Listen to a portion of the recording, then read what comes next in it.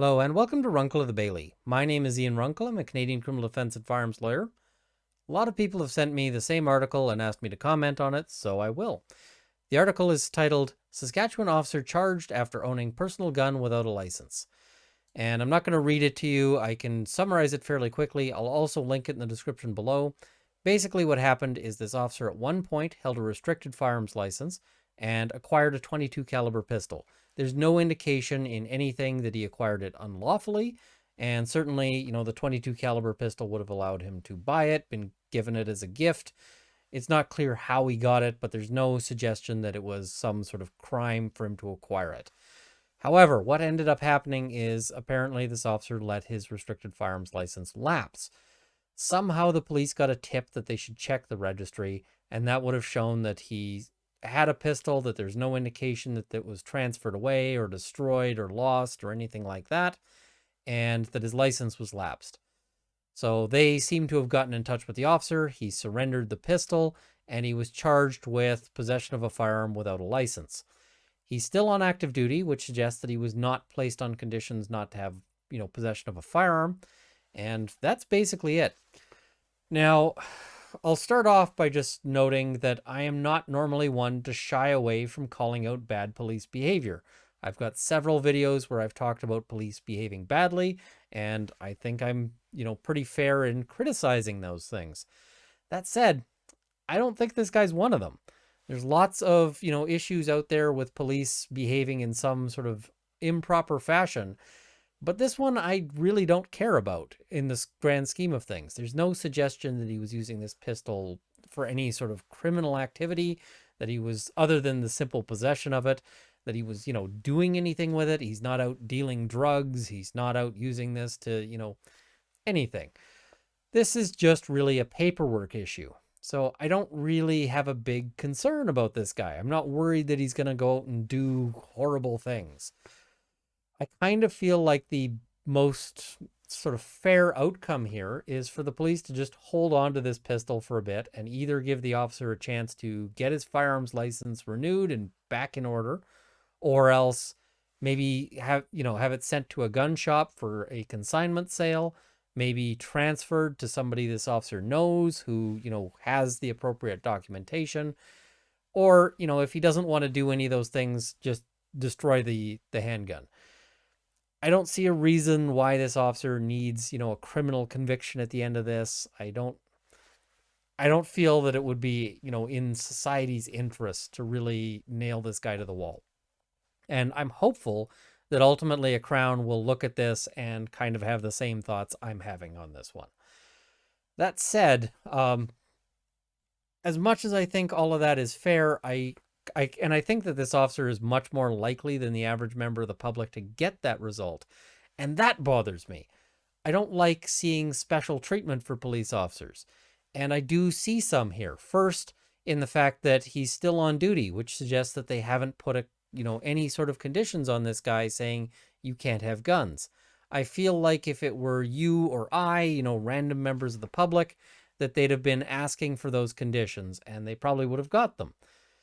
So I don't like seeing that. The other thing is that this press release or the news story is very sparse on details, which suggests that the press release was probably pretty sparse. And that's not normal. Often when the police seize a firearm, they do the whole, press release where they've got it, the gun on a table and they say, we took another firearm off the streets today. And, they're sort of boastful about that. Normally, if there's some ammunition, they'll also sort of talk that up and maybe talk about, oh, well, we seized an arsenal.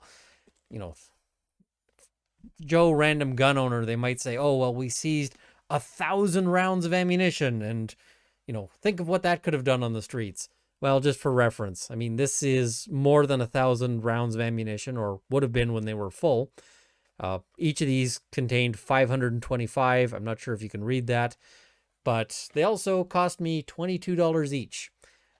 Prices have maybe gone up a little bit, but, you're talking less than $50, and this just sits on a shelf. That's fairly common.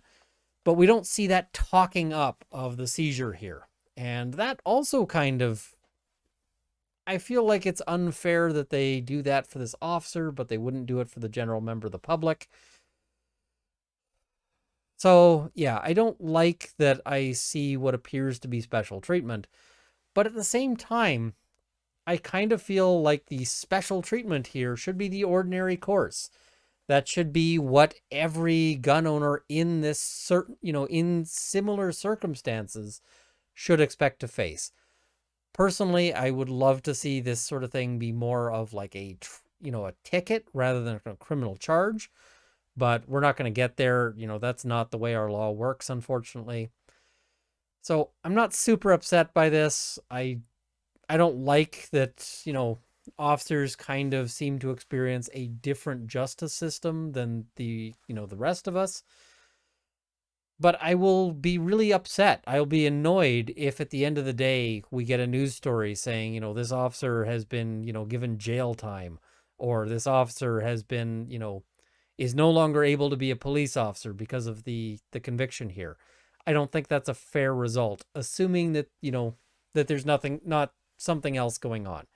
I mean, if this guy's also dealing meth on the side, and again, no indication, this is purely hypothetical, but, if he was also dealing meth on the side, then okay, sure, go for that.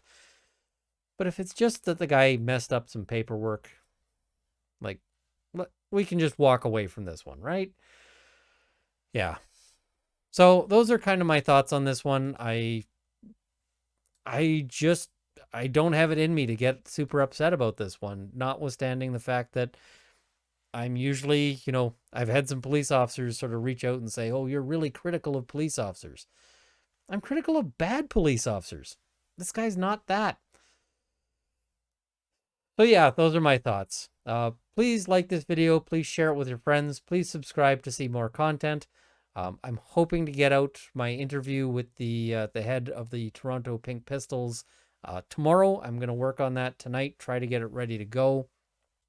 I also want to thank my Patreon supporters who are helping keep this channel alive. At the $50 level, Jonathan Wheeler, Jason Elliott, Canada's National Firearms Association, Kyle Martin, Jean-Guy Toussaint, Ivo Nedev, the CCFR, and the Canadian Shooting Sports Association.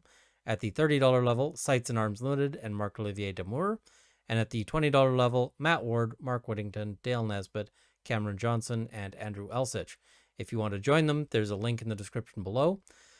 Thank you for watching. I hope this has armed you with knowledge. And as I said, hopefully tomorrow I'll have that interview up finally. Thank you once again, and see you next time.